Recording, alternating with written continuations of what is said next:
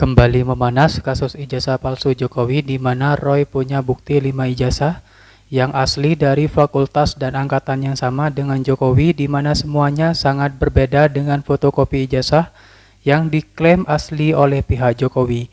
Sementara itu dia juga mulai seret kader PSI Dian Sandi. Sementara dalam dialog yang lain Kodari akui berhenti ikuti kasus. Itu adalah pasal yang untuk seseorang yang melakukan editing, kemudian mentransformasikan, bahkan mengubah. Siapa yang melakukan itu? Nah itu salah arah kalau diarahkan kepada saya, kepada Dr. Ismon. Karena Anda tidak melakukan itu? Sama sekali tidak. Kami hanya melakukan penelitian, dan kemudian penelitian itu sama sekali tidak mengubah ijazah yang diupload oleh Dian Sandi itu. Dian Sandi lah yang harusnya, jadi ini malah nggak apa-apa nih, malah nyekek kawan sendiri nih.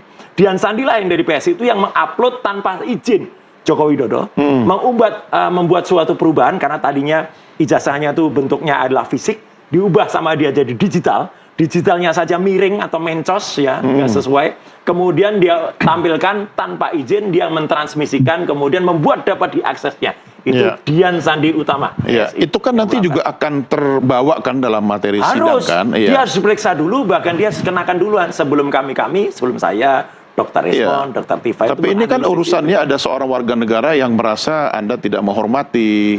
Kemudian melakukan pencemaran nama baik. Saya menganalisis yang namanya ijazah yang dia-upload oleh seorang Dian Sandi. Ya, perkara ada orang yang mengaku punya ijazah itu, buktikan kalau memang dia yang punya ijazah itu. Karena ijazah itu pun saya sudah pegang fisiknya. Ijazah milik angkatan lulusan 85 Universitas Gadjah Mada yang benar-benar asli fisiknya. Jadi itu harus kita uji. Yang di situ beda banget. Ya gitu, ada watermarknya, ada embossnya, sedangkan yang diupload oleh Dian Sandi itu nggak ada. Maka kami bisa pastikan 99,9% uploadan itu adalah palsu. Perkara ada orang yang kemudian keberatan, ya buktikan dulu dia pemilik ijazah itu, ya gitu, jangan langsung nyerang. Buktikan dulu dia pemilik ijazah. Kalau itu ternyata tidak benar itu miliknya, berarti orang yang mengupload itulah yang kena. Jadi polisi itu harus berpikir juga benar ya gitu, jangan berpikir oh ini ada orang mengupload gambar ini. Kemudian tiba-tiba ada yang komentar, langsung orang yang komentar. Enggak dong. Berarti polisi nggak benar nih? Nanti harus dibuktikan pada saat penyidikannya.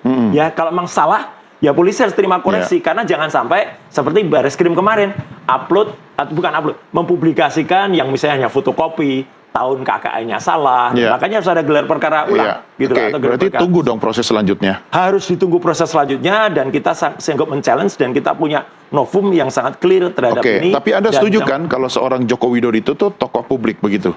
Justru karena dia tokoh publik, dia harus dibuka data publiknya sesuai Undang-Undang Nomor 14 tahun 2008. Tadi Pak Kosin bilang ngapain ada urusannya orang-orang di Projo ikut-ikut begitu. Setuju, ngapain juga tuh ya ada kan tokoh publik, berarti kan tidak harus Projo, masyarakat Indonesia kan bisa. Kalau saya melihatnya ini kan karena politically motivated sebetulnya. Ini kan untuk memelihara kelompok-kelompok yang kontra dengan Pak Jokowi. Yang nggak setuju dengan gagasan itu nonton karena wah ini bener nih palsu. Yang nggak setuju dengan gagasan itu juga nonton juga, wah kurang ajar sana ya, gitu. Kalau ditanya baik yang mendukung ataupun yang menolak, Pak lanjut nggak Pak? Lanjut aja Dinda. Makanya nggak usah dikasih lihat ijazah itu. Beliau punya ijazah UGM aja dipersoalkan, apalagi Harvard, mereka nggak percaya. Jokowi Harvard, wah nggak masuk akal itu gitu. Pelong ke Harvard gitu. Ijazah Joko Widodo itu dokumen publik. Undang-Undang Nomor 14 tahun 2008 di pasal 17 itu memang dikecualikan kalau itu sifatnya adalah akademik. Tapi di pasal 18 ayat 1, dokumen yang digunakan untuk kepentingan publik, Joko Widodo adalah kan pernah presiden. Itu namanya dokumen publik. Jadi itu dikecualikan dan harus dibuka untuk siapa saja yang memang akan membuka. Kalau Pak Freddy setuju nggak dengan statementnya Mas Roy? Ya, ini bukan masalah dokumen pribadi atau dokumen publik. Permasalahannya ini adalah Mas Roy dan kawan-kawan dilaporkan Pak Jokowi karena Pak Jokowi merasa harkat dan martabatnya telah dicemarkan atau telah difitnah oleh Mas Roy dan kawan-kawan. Ini lucu lagi. Bilang juga ini bukan soal bener gak bener lagi, tapi soal suka nggak suka gitu. Kalau nggak suka ya mau dikasih yang fakta pun, yang benar pun juga akan ditolak. Tapi karena nggak suka, kalau udah nggak suka dikasih yang nggak benar pun juga akan tetap dipercayai. Di Humas Mabes Polri, di Mas Polda Metro Jaya itu ketika ditanya wartawan, Mas, ada Nusantara juga di sana. Itu dokumen asli atau fotokopi? Ya, Kombes Ari menyatakan fotokopi. Ulangi lagi, asli atau fotokopi? Fotokopi. Nah sekarang, Mas, lucu nggak? Ketawa ngakak nggak seluruh dunia, termasuk Indonesia? Kalau dari sebuah dokumen yang namanya fotokopi, ya, itu nanti biar Pak Ahmad Kosinudin, lawyer saya yang menyatakan, namanya fotokopi kok statusnya bisa naik ke penyidikan tuh, kucing aja ngakak, Mas. Ya, saya punya kucing banyak. Dagelan yang paling lucu dilakukan oleh Polda Metro Jaya karena melakukan proses peningkatan penyelidikan kepada penyidikan, tetapi bukti pelapor yang dilakukan oleh saudara Joko Widodo di 30 April 2025 yang lalu hanya melampirkan bukti berupa ijazah dan skripsi fotokopi. Dan itu berulang kali disampaikan oleh media yang mengutip pernyataan dari Ade Aris Sapinderdi yang ketika ditanya oleh media tentang dokumen yang dilampirkan oleh saudara Joko Widodo saat melakukan pelaporan, ditegaskan bahwa dokumen tersebut adalah fotokopi. Jadi saya udah berhenti untuk ngikutin isu itu, terus terang, brothers. Karena memang sudah betul-betul tidak produktif dan tidak layak untuk diperhatikan. Bukannya lebih jadi panas lagi. Gue lihat semua talk show TV bahas itu kok Mr. Q. Lu masih nonton? Iya, balik lagi. Lihat justru karena gua nggak nonton, kenapa ada lagi? Balik lagi. Ini kan karena soal konten emosinya tuh tinggi. Konten emosinya tinggi sedemikian rupa sehingga ya tetap banyak penontonnya. Kalau ngomong soal kebijakan-kebijakan publik yang nonton dikit. Tapi kalau yang nonton soal tema-tema ijazah palsu tadi yang nonton banyak. Karena memang ikatan emosinya itu, nuansa emosinya itu tebal. Ada bentak-bentakannya, ada itu ya kan ya. Iya. Dan balik tadi, sebetulnya kan ini teori komunikasi yang berlaku di sini ini uses and gratification. Orang nonton itu karena sesuai dengan aspirasinya dia. Baik yang setuju ataupun yang menolak. Iya. Yang nggak setuju dengan gagasan itu nonton karena wah ini bener nih palsu.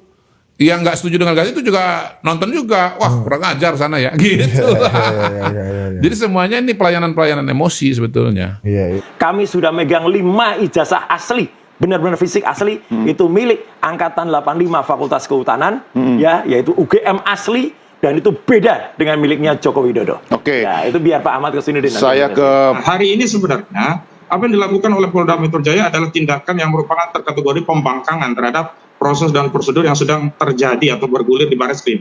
Semestinya setidaknya peningkatan penyelidikan itu diumumkan setelah ada hasil resmi dari Biro Wasidik Barres Mabes Polri yang saat ini sedang melakukan gelar perkara khusus yang kesimpulannya belum disampaikan kepada publik. Tapi Pak Prabowo juga nggak happy dong dengan kasus ini muncul terus dan bergulir terus. Nggak produktif juga kayak Mr. Q omongin tadi.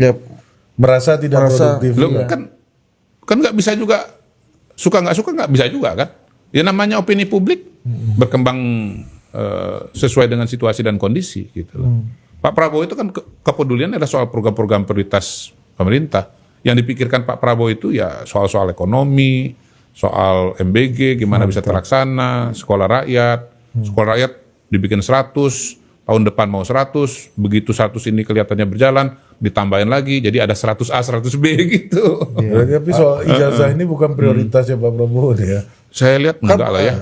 Saya lihatnya enggak. Karena ini kan mengenai dignity, nation dignity kan. Dignity bangsa loh. Kalau mantan presidennya ijazah palsu. Enggak lah, Pak Prabowo kan gini, Pak Prabowo itu kan bisa membedakan mana yang substansi, mana yang bukan substansi. Oh, jadi tidak harus alat bukti itu ijazah ya Pak ya, atau fotokopian begitu ya? Oh, kalau untuk yang perkara di Polda, titik utamanya kan alat buktinya alat bukti kejahatan dong. Iya, kita bicara Polda ya Pak ya? Ya, kita bicara Polda tentunya alat bukti kejahatan. Alat bukti ijazah itu lebih kepada untuk membuktikan pasal fitnah. Ya, perlu diingat bahwa ini pasal bermacam-macam dari fitnah, pencemaran nama baik, pasal 27, pasal 32, 35. Nah, keterkaitan ijazah ini hanya untuk pasal fitnah ya. Kantongi 5 ijazah alumni UGM 1985, Roy Suryo singgung perbedaan mencolok dengan ijazah Jokowi. Kasus ijazah Presiden ke-7 RI Joko Widodo memasuki babak baru. Pakar telematika Roy Suryo mengklaim mengantongi 5 ijazah asli milik alumni Universitas Gadjah Mada UGM, Angkatan 1985 atau rekan seangkatan Jokowi. Setelah mendapatkan 5 ijazah tersebut, Roy lantas melakukan analisis. Dia melihat adanya perbedaan dengan ijazah yang diklaim milik Jokowi.